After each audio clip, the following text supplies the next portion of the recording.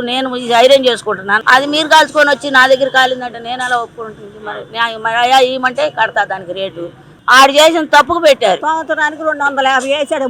ముష్టి వేసినట్టు వేసాడు. అది తప్పుడోడయ్యా, తప్పుడోడు. బాబాయిని చంపి ఈయన మీద పెట్టాడు, చంద్రబాబు నాయుడు మీద. ఏం కాదు, అది అసలు చాలా తప్పు. బాతు మొహం వాడు చాలా తప్పు, శుద్ధ తప్పోడాడు. అమ్మ నమస్తే, మీ పేరమ్మా? అమ్మ నమస్తే అయ్యా, నా పేరు బసమ్మయ్య. అమ్మ ఏం చేస్తారు? నేను ఐరన్ చేస్తానయ్యా. ఐరన్. అమ్మ ఎలా ఉందమ్మా ప్రభుత్వం? ఎలా ఉంది? ప్రభుత్వానికి అయ్యా బంగారం. మన ప్రభుత్వానికి వచ్చిన దోకా లేదు. ఆ ప్రభుత్వం మీద ఈ ప్రభుత్వం చాలా బెటరు. ఏంటి ఏది కావాలన్నా కానీ పేదోళ్ళకి న్యాయం చేస్తాడు గడ్డ రామరావు గారు. ఏంటి ఆయన వల్ల చాలా మంది ప్రజలు కూడా బాగానే ఉన్నారు. కాకపోతే మాకు ఉండటానికి ఇల్లు లేదు. ఏంటి మేము అద్దెలు కట్టుకొని బతుకుతున్నాం. ఇక్కడే పక్కనే ఐరన్ చేస్తాను నేను. ఏదైనా సాయం చేయగలిగితే ఆయన ఏదైనా మాకు ఇల్లు ఏర్పాటు చేస్తే మేము దాంట్లోకి వెళ్ళిపోతాం.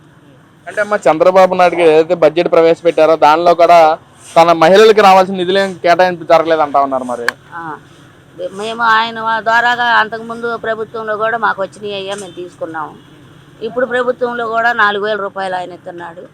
ఏంటి మేము ఆ 4,000 రూపాయలు బాగా మేము కుటుంబానికి వినియోగించుకుంటున్నాము. నా పిల్లలు గవర్నమెంట్ స్కూల్లో చదువుతున్నారు. వాళ్ళకి మంచి భవిష్యత్తు ఉంది నాన్న. ఏంటి ఈ ప్రభుత్వం వల్ల మాత్రం మాకేం డోకా లేదు. మేమందరం బాగానే ఉన్నాము.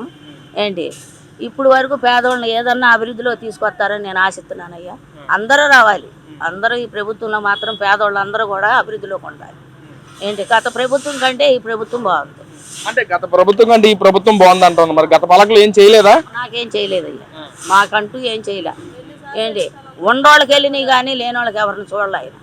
ఉండోళ్ళకి వెళ్ళినాయి కానీ లేనోళ్ళకంటూ మాకేం చేయలే. ఇగో నుంచుంటే ఇక్కడ మేము వానలో తడుతుంటే ఆయన మాత్రం ఆ బండి పెట్టించాడు. నాయుడు గారు మాత్రం మాకు బండి పెట్టించాడు. మేము వర్షంలో తడుతున్నాం, పద్దాకి వెళ్ళిపోతున్నామని ఆయన మాత్రం ఆ బండి పెట్టించాడు. ఆయన పేరు మాత్రం మేము ఎప్పుడు చెప్పుకుంటానే ఉంటాం.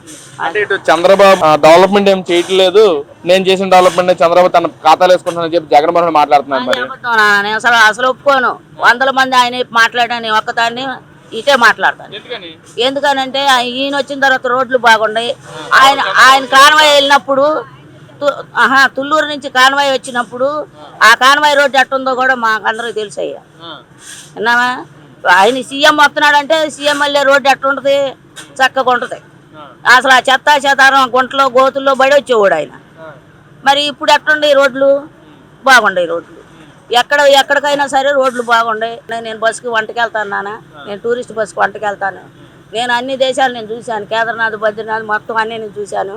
ఆ రోడ్లు కూడా అటు బాగుండే. ఈ గద్దారామన్ ప్రభుత్వం అయినా సరే ఇక్కడ వాళ్ళకి మాత్రం చాలా మంచి జరుగుద్దని నేను కోరుకుంటున్నాను. మరి మీరు ఇస్త్రీ బండి అంటా ఉన్నారు. మరి మీ దగ్గర చాలా మంది కూడా బట్టలు ఐరన్ చేయించుకుంటూ వస్తారు. మరి వాళ్ళు ఏం చెప్తారా? మీ ప్రభుత్వం గురించి ఏం చెప్తున్నారా? ఏమన్నా మంచిగా చెప్తున్నారా? మంచిగానే చెప్తారయ్యా. గతం ప్రభుత్వం మనకు అనవసరం అమ్మా, దీనికి మాత్రం నిలబడండి అని చెప్పేసి అని అన్నాడు. నేను నా ఓటు వచ్చిన దగ్గర నుంచి కూడా నేను తెలుగుదేశానికే. నన్ను ఎవరు ఏమనుకున్నా కానీ నేను తెలుగుదేశాన్ని మాత్రం వదులుకున్నాను. ఎందుకండి చంద్రబాబు అంటే అంత నమ్మకం ఏంటి? తెలుగుదేశానికి ఓటు వేస్తా అని చెప్తున్నారు, బహిరంగంగా చెప్తున్నారు. రామారావు గారు వచ్చినప్పటి నుంచి కూడా నాకు తెలుగుదేశం అంటేనే నాకు ఇది. ఏంటి ఇప్పుడు ఈయన కూడా న్యాయమే చేస్తాడని చెప్పేసి ప్రజలకు న్యాయం చేస్తాడని చెప్పి మాత్రం ఖచ్చితంగా చెప్పగలను. మరి తిరుమల తిరుపతి దేవస్థానంలో కల్తీ జరిగిందా లేదా? మీ అభిప్రాయం ఏంటి? ఏది? అది ఆయన ప్రభుత్వంలో జరిగింది కల్తీ, జగన్మోహన్ ప్రభుత్వంలోనే. మరి ఇప్పుడు లేనిపోయినాయని సృష్టించేది వాళ్ళే కదా. ఇప్పుడు లేనిపోయినాయని సృష్టిస్తున్నారు, లేనిపోయినాయని ఇది చేస్తున్నారు. మరి దానికి మరి వీళ్ళ మీద పెడితే ఇప్పుడు నేను ఇది ఐరన్ చేసుకుంటున్నాను, నా దగ్గర శాలిటీ కాలుద్ది అనుకోండి.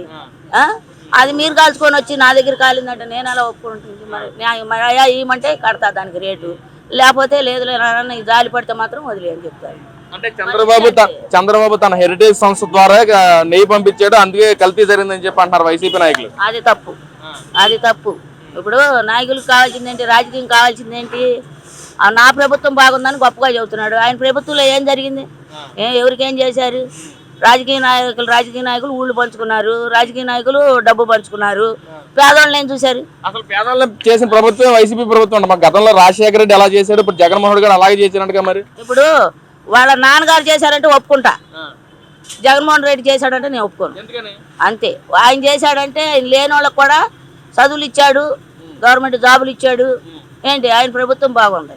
ఆయన అగస్తమానంగా పోవటంతో ఆయన పోవటం ఈయన రావటం ఏం బాగుందో చెప్పండి. వాళ్ళ తండ్రిని మించిన తనడుగా నేను పరిపాలన చేశాను అంటున్నారు జగన్మోహన్ రెడ్డి. అవన్నీ నేను ఒప్పుకోనయ్యా, నాకు తెలీదు అవన్నీ.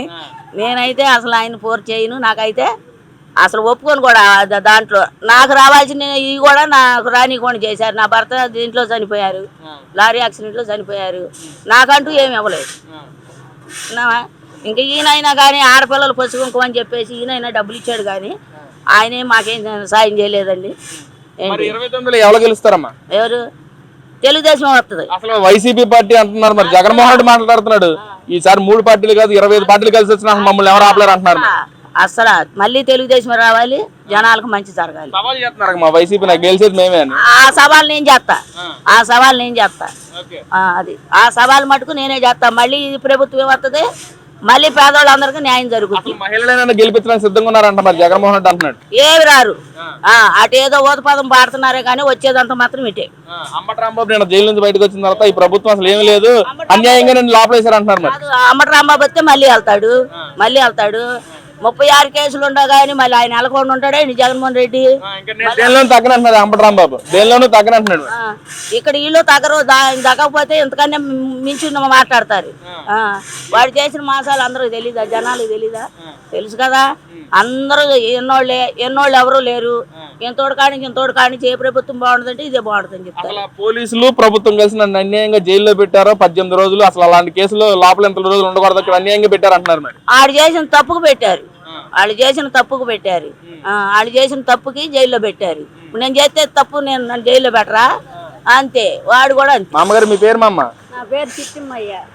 పెన్షన్ వస్తుందా? నా పింఛన్ వస్తుంది. ఎంత వస్తుంది మామ? 4000. 4000. మామ ఏంటి మీ వయసు ఎంత ఉంటది? 60 దాటుతాయి. 60 దాటుతాయి. మరి మీ 60,000 అనుభవాన్ని బట్టి అసలు చంద్రబాబు ఎలా పరిపాలిస్తున్నాడు? చంద్రబాబు చేసినట్టు ఎవరు చేశారయ్య? అసలు చంద్రబాబు నాయుడు గారు చేసినట్టు ఎవరు చేశారు? ఆయన గొప్ప అసలు చంద్రబాబు నాయుడు ఎవరు చేయలే. గత పాలకులు మాట్లాడుతున్నారు చంద్రబాబు దోచుకోవడానికి వచ్చాడు, ప్రజల గురించి ఆలోచించడం చంద్రబాబుకి లేదంటున్నారు. మరి అవన్నీ డబ్బులు నూకి వాళ్ళ దగ్గర ఆ మాటలు చెబుతున్నారు. డబ్బులు పెట్టుబడి పెట్టి మాట్లాడుతున్నారు. గత 5 ఏళ్ల పాలన ఎలా ఉందమ్మా? జగన్మోహన్ రెడ్డి పాలన ఎలా ఉంది? ఏం బాగోలా. నేను ఇళ్ల తాళం రాస్తే నువ్వేం చేసుకుంటావు అని అన్నాడు వచ్చి. నువ్వేం చేసుకుంటావు తాళం అన్నాడు. నాకు ఒక కొడుకు 3 పిల్లలు ఉంది, కూర్చంత ఇల్లు చాలదయ్యా అని రాస్తే ఆ రాసేవాళ్ళు వచ్చి నువ్వేం చేసుకుంటావు అన్నారు. ఇంకే అదే ప్రభుత్వం. మరి పెన్షన్ 4000 వస్తుంది అంటున్నారు. మరి ఆ 4000 మీకు ఎలా ఉపయోగపడుతున్నాయి అమ్మ? ఏం చేస్తా, మందులకు 2000 పోతాయి. ఇక 2000 అట్ట గడుపుకుంటా. ఇక చాలిపోతే మా చెల్లెలు వచ్చి చూస్తున్నాను. అది నాయన. మరి గత పాలకులు 1000 రూపాయలు పెంచుతా అని చెప్పి 5 సంవత్సరాలు 250 పెంచారు. మరి సంవత్సరానికి 250 వేసాడు. ముష్టి వేసినట్టు వేసాడు. మొఖాన ముష్టి వేసినట్టు వేసాడు. తప్పుడోడయ్యా, తప్పుడోడు. బాబాయిని చంపి ఈయన మీద పెట్టాడు, చంద్రబాబు నాయుడు మీద. వాళ్ళ బాబాయిని చంపి కేసు ఈయన మీద పెట్టాడు. తప్పుడోడు. చంద్రబాబు కావాలని అలా చేస్తున్నాడు, నేను ఎలాంటి తప్పు చేయలేదు, నేను చాలా మంచి మనిషి అంటున్నారు జగన్మోహన్ రెడ్డి. ఏం కాదు, అది అసలు చాలా తప్పు. బాతు మొహం వాడు చాలా తప్పు, శుద్ధ తప్పుడు వాడు. తండ్రి సంపాదించి వాళ్ళ ఊళ్ళో, అది ఏ ఊరు అది, పులివెందుల్లో పెద్ద బాయి తీసి బాయిలో వేసి డబ్బు గవర్నమెంట్ పట్టుకున్నారు. ఈ డబ్బు అంతా ప్రజల గురించేగా వచ్చింది. ఈ డబ్బు అంతా నీ గురించి నా గురించే వచ్చింది. అడిగి రాలేదుగా, ప్రజలు ఓటు అయిపోతే రాదుగా. అయ్యా వస్తుందా? న్యాయంగా చెప్పండి, వస్తుందా? రాదు. ఈ ప్రజలను బట్టి లేబర్ని బట్టేగా నువ్వు పెద్దోడు అయిపోయావు. ఏ డబ్బు తలాగా పంచితే ఏమైంది?